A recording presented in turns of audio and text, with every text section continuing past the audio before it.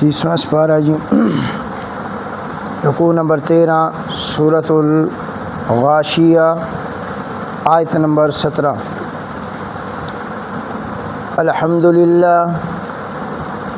الحمدللہ وکفیٰ والصلاۃ والسلام علی من لا نبی بعدہ، اما بعد فاعوذ باللہ من الشیطان الرجیم، بسم اللہ الرحمن الرحیم۔ افلا ينظرون إلى الإبل كيف خلقت وإلى السماء كيف رفعت وإلى الجبال كيف نصبت وإلى الأرض كيف سطحت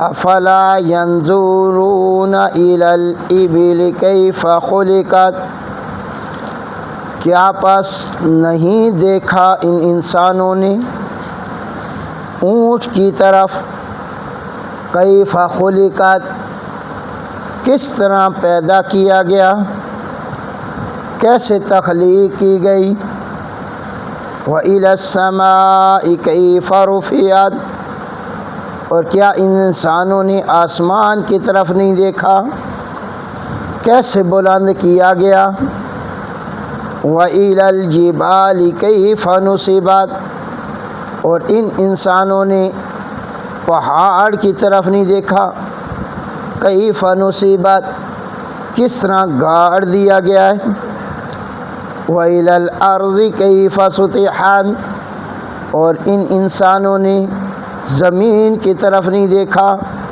كَيْفَ سُطِحَتْ، کس طرح بچھا دی گئی ہے۔ دوبارہ سماعت فرمائیں جی۔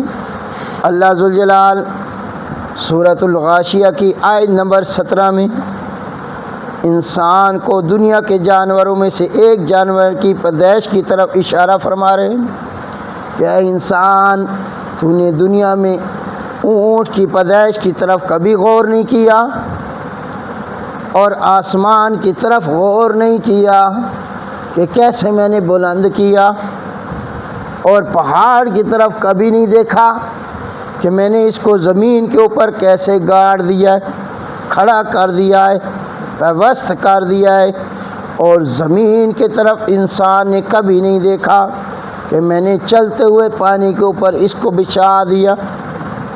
سبحان ربک رب العزت عما یصفون وسلام علی المرسلین والحمد للہ رب العالمین۔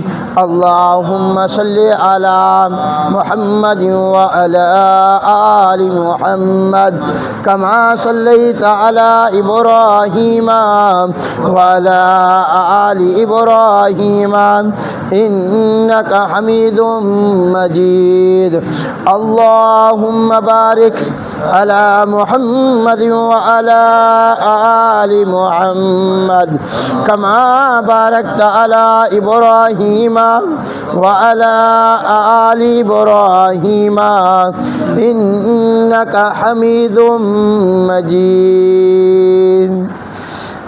انتہائی واجب الاحترام معزز سامعین گرامی قدر، سورۃ الغاشیہ یہ قیامت کا ایک نام ہے۔ غاشیہ کا معنی ہے چھا جانے والی، یا اپنے اندر ہر ایک کو چھپا لینے والی۔ اللہ پاک نے فرمایا تمہارے پاس غاشیہ کی بات نہیں پہنچ چکی، قیامت کی بات نہیں پہنچ چکی کہ قیامت نے آنا ہے۔ اب جن لوگوں نے قیامت پر ایمان نہیں لایا، قیامت کا انکار کر دیا، غاشیہ کا انکار کر دیا، اللہ پاک کل قیامت والے دن اس انسان کو 6 طرح کے عذاب دیں گے، 6 طرح کی سزائیں ملیں گی، 6 طرح کی کیفیات ہوگی اس کے ساتھ۔ سب سے پہلے کیفیت جو قیامت کا انکار کرنے والا ہے، کل قیامت والے دن ان کے چہرے ذلیل ہونے والے ہوں گے، وجوہ یومئذ خاشعہ۔ اور دوسری سزا عاملۃ، مصیبت جھیلنے والے ہوں گے۔ اور تیسری جو عذاب ہوگا ان کو، سزا ہوگی ناصبہ، تھکے ہوئے۔ اور چوتھی سزا ہوگی تسلا نارن حامیہ، بھڑکتی ہوئی آگ کے اندر ان کو پھینکا جائے گا۔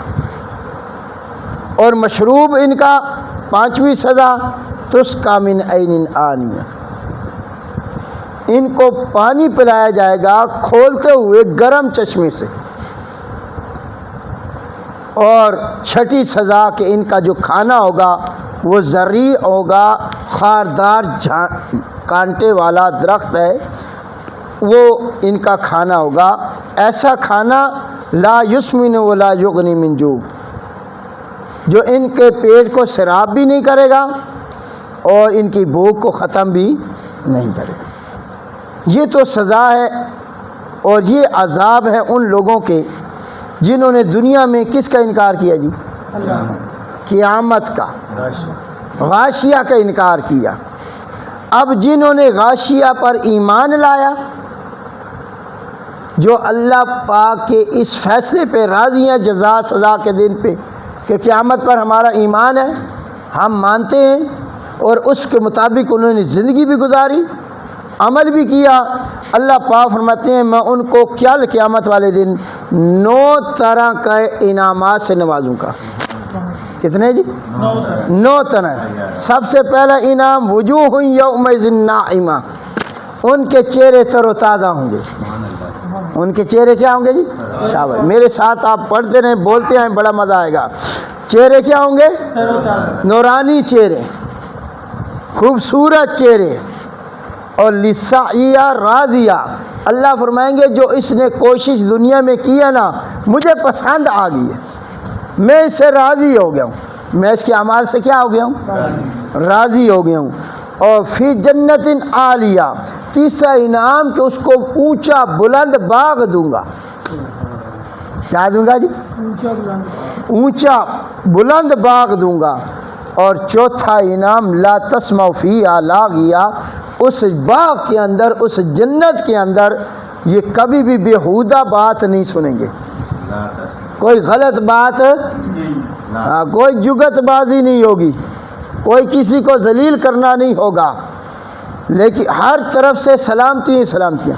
فیہا عین جاریہ، پانچواں انعام اللہ فرماتے ہیں اسے میں چشمہ دوں گا جو جاری ہوگا، کس سے؟ مشک سے۔ چھٹا انعام فیہا سرر مرفوعہ، بلند تخت ہوں گے، صوفہ سیٹ ہوں گے، بیڈ ہوں گے جن کے اوپر یہ بیٹھے ہوں گے۔ اللہ پاک ہم سب کو عطا فرمائے۔ آمین۔ اور ساتواں انعام وہ اکواب موضوعہ، آب خورے ہوں گے، پیالے کہتے ہیں، گلاس کہہ دیں، موضوعہ سامنے رکھے ہوئے۔ اور آٹھواں انعام ونمارق مصفوفہ، تکیے ہوں گے لین کے اندر لگاتار، جس کے اوپر یہ ٹیک لگائے گا۔ اور نواں انعام وزرابی مبسوسہ، قالینیں ہوں گی اس کے لیے بچھی ہوئی اعلیٰ سے اعلیٰ قسم۔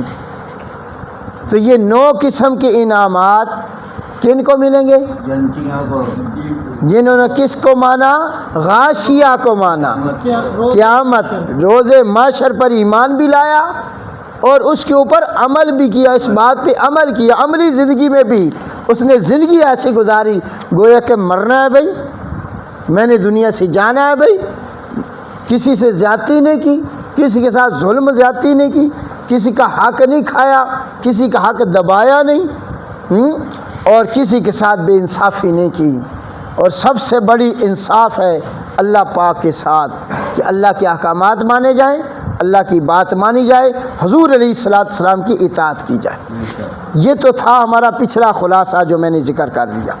اب آج کی جو آیات میں نے تلاوت کی ہیں اس میں اللہ پاک نے مبلغ اسلام کی 4 خصوصیات کا ذکر کیا، 4 صفات کا ذکر کیا کہ جو مبلغ اسلام ہو، داعی ایمان ہو، ایمان کی طرف بلانے والا، اسلام کی دعوت دینے والا، اس کے اندر کتنی چیزوں کا ہونا ضروری ہے جی؟ شاباش، کتنی چیزوں کا ہونا ضروری ہے؟ 4 چیزوں کا ہونا ضروری۔ سب سے پہلے کہ اس کے اندر سادگی ہو، اس کے اندر کیا ہو جی؟ شاباش، میری طرف توجہ کریں گے، بڑا قرآن آسان ہے اور آسان لفظوں میں سمجھاؤں گا کہ اس کے اندر کیا ہونی چاہیے؟ سادگی، غرور نہ ہو، تکبر نہ ہو،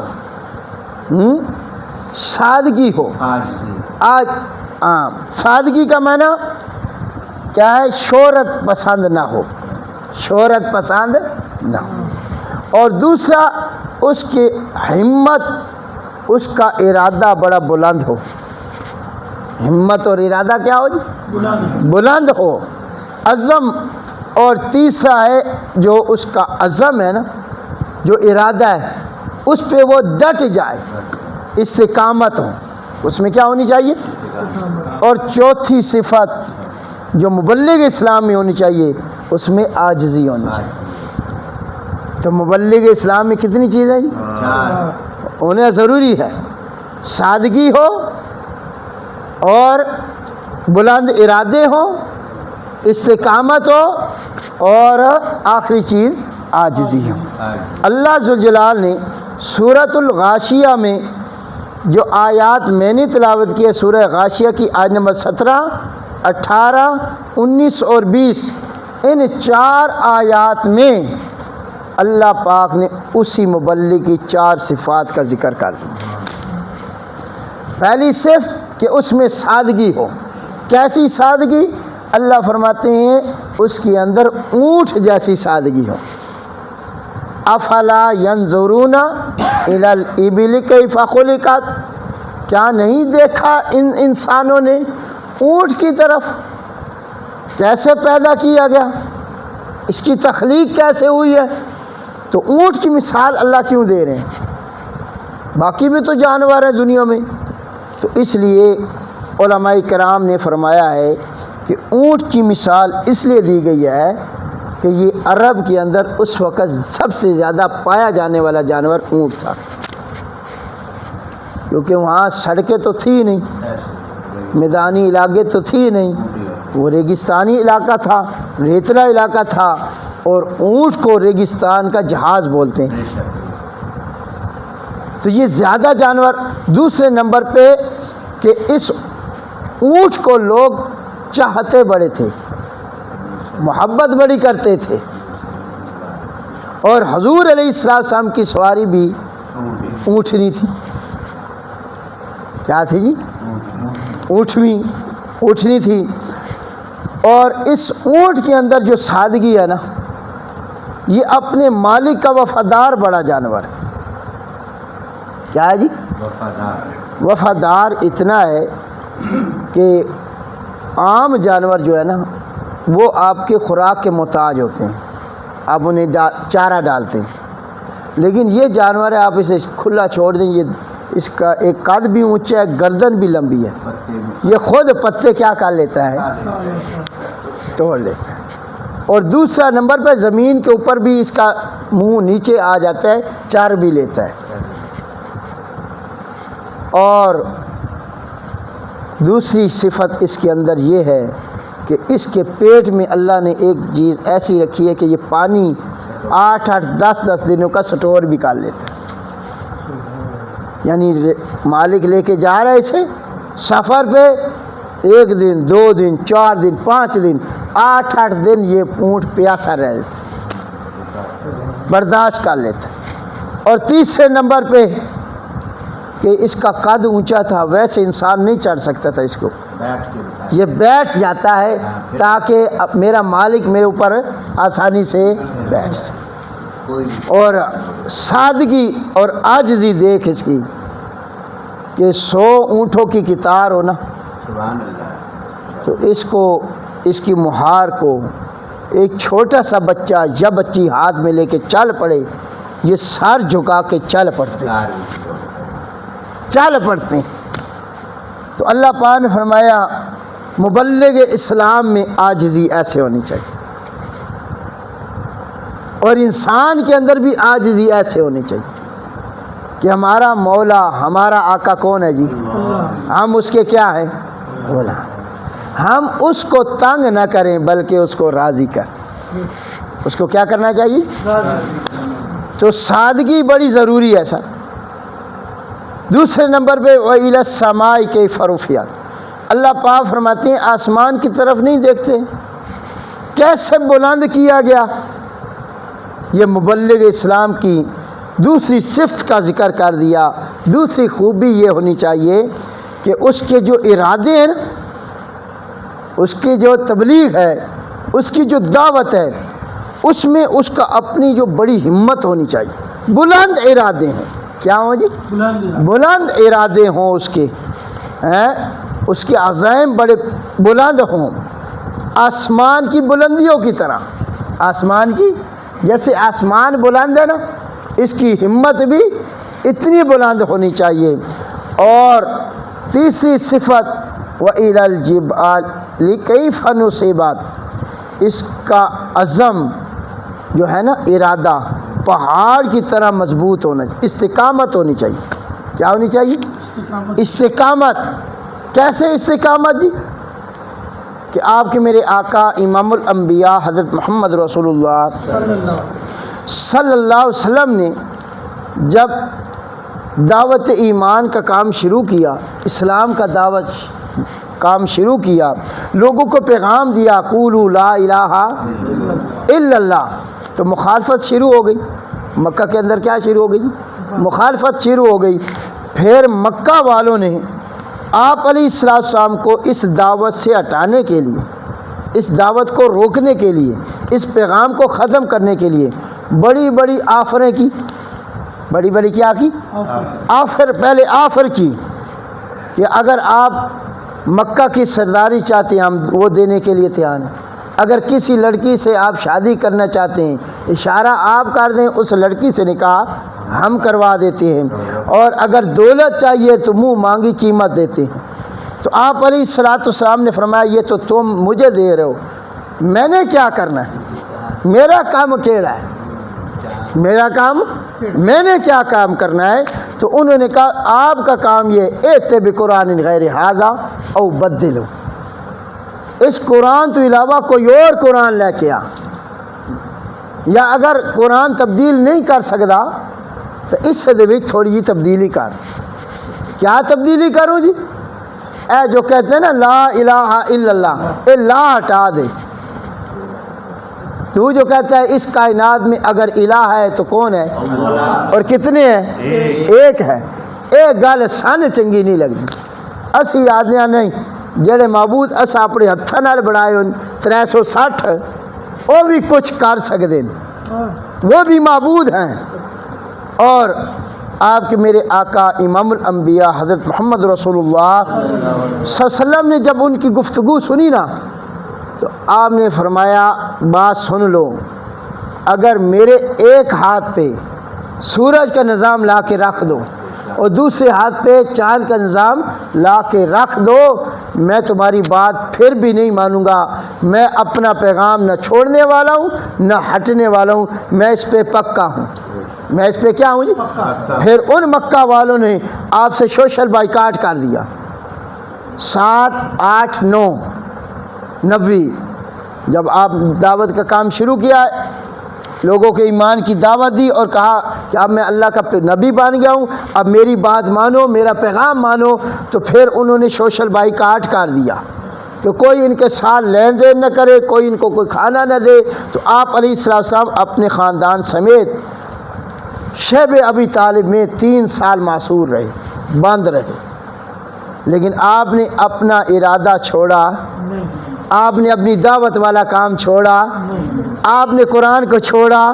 وہ چاہتے تھے قرآن چھوٹ جائے، جیسے آج اس دور میں کفر یہی چاہتا ہے مسلمان قرآن چھوڑ دیں، مسلمان قرآن سے دور ہو جائیں، مسلمانوں کی زندگیاں قرآن کے خلاف گزارنے والے بن جائیں، تو حضور علیہ السلام کو بھی یہ چاہتے تھے مکہ والے کافر لوگ کہ حضور علیہ السلام کس کو چھوڑ دیں؟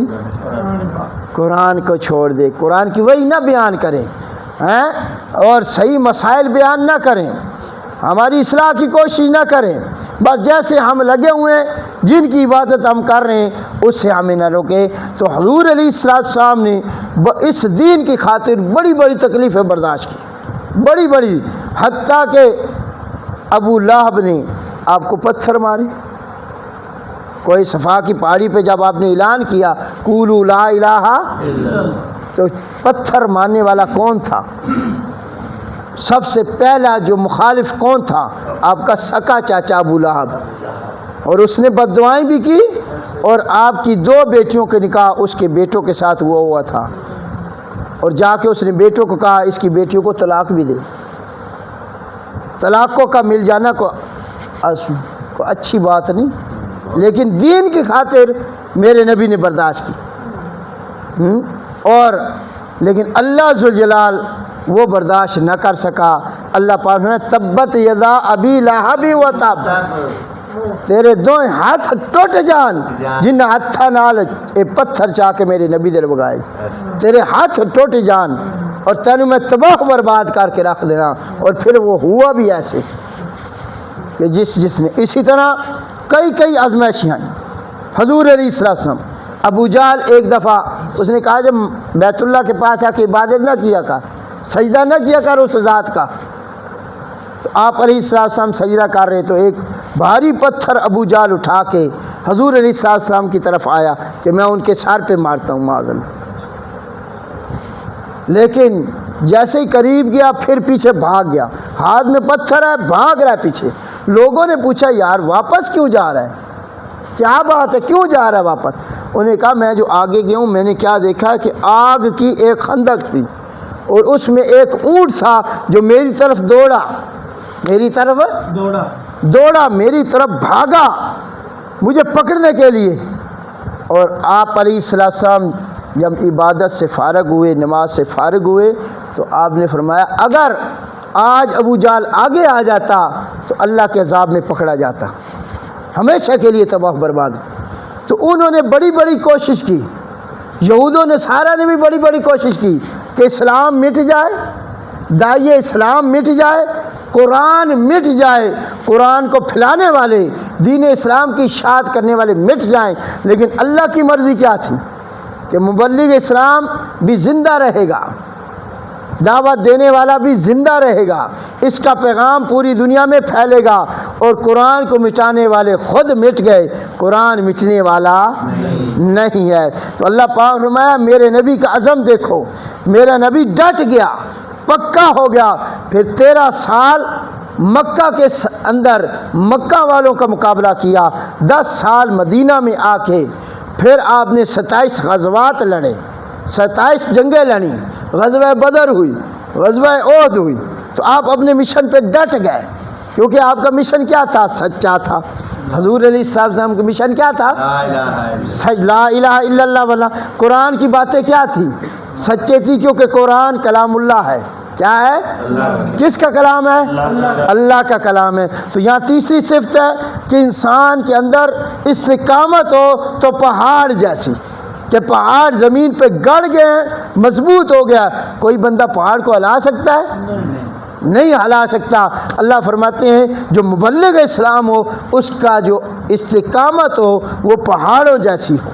اور چوتھی بات وَإِلَى الْأَرْضِ كَيْفَ سُطِحَتْ، کہ زمین جیسی عاجزی ہو، زمین جیسی، جیسے فتح مکہ ہوا سن 8 ہجری میں، حضور علیہ السلام فاتح مکہ بن کے مکہ میں کیا ہو رہے ہیں؟